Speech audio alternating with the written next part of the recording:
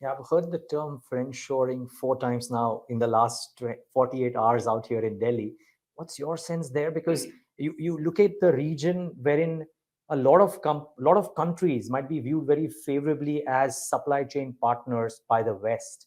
Where is India out here? Because India's kind of blown hot and blown cold in themes and sectors wherein India is equally competent with some of the others.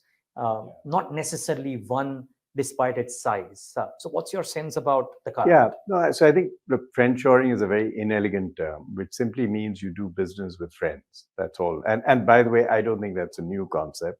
I Yeah, think we've just always done friends with. too much of It's too much mention. jargon. It's Yeah. a little bit of jargon, and it's a, as I said, somewhat in it. So yes, you do business with friends. I think what has happened is that the the importance of knowing who your friends are has has obviously heightened in this environment. So people are being a little more thoughtful about who their friends are. It's one of those periods when you hit a moment of crisis, self-reflection, you start to think more deeply about that, and countries are in effect doing that at this point.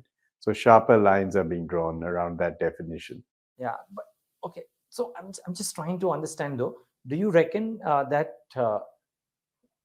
save for sporadic large announcements that have happened of late, I shouldn't use the term sporadic. I mean, there have been multiple such. But what I'm trying to get around is that, for example, in the last 5 years, maybe India didn't quite gain as much, say, for example, in textiles, when in Bangladesh scored quite heavily, or in some other areas wherein a lot of Southeast Asian nations scored quite heavily over India relative to their size. Do you think there is a coming of age of Indian businesses and the relationships that India as a country is forged with others, and that will now start showing in a meaningful way, even in the non-headline business announcements that happen? We've seen a semiconductor plant, or we've seen an Apple manufacturing facility, or a Google Pixel manufacturing facility. Those are headline grabbing. What about the smaller ones? Yeah, that's a good point. I think we have to earn the right to achieve this. It's not that anyone is going to hand it to us on a platter. And as you say, there are some strategically sensitive, quote unquote, sectors. And then there are simply sectors where there's a diversification plan, as would be the case with any supply chain. Right. It's not about being strategically sensitive. It's just that it's useful to have multiple suppliers in uncertain times. So, which is what I would, for example, say, if you look at opportunities like API and pharma and so on, some would call that strategic. To me, that's just common sense diversification. Yes, maybe some of the technologies around electronics could be more strategically sensitive because they have applications in defense, amongst other things. But there's a lot of other areas where it's just supplier diversification, right, which is, of course, where you hear the Vietnam, Bangladesh, etc. have done a much better job because they have executed better. Yes. And so, yes, we will absolutely need to meet those standards of execution, trust, reliability. Is if that we're happening, going sir? to get that. Is that happening, or is it some time I ago? think it's happening to some extent. That is not a government-led initiative.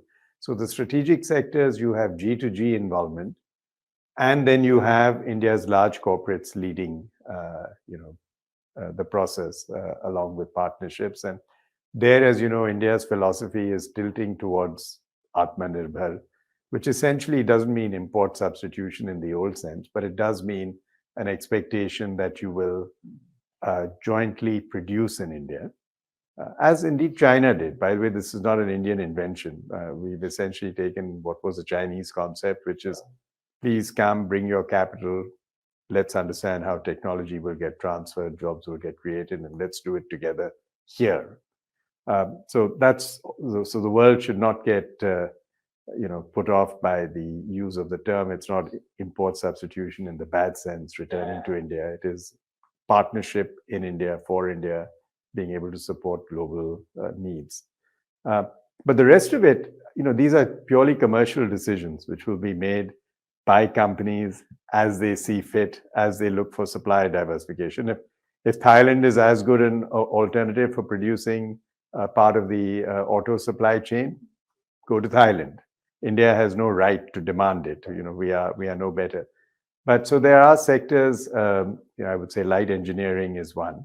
where today we have the capacity to execute and deliver on that. And I think it's going to be down to the strength of our companies, mid-corporates, many of them, whether they can actually seize this opportunity. But I think we're readier than we were maybe 5 or 6 years ago.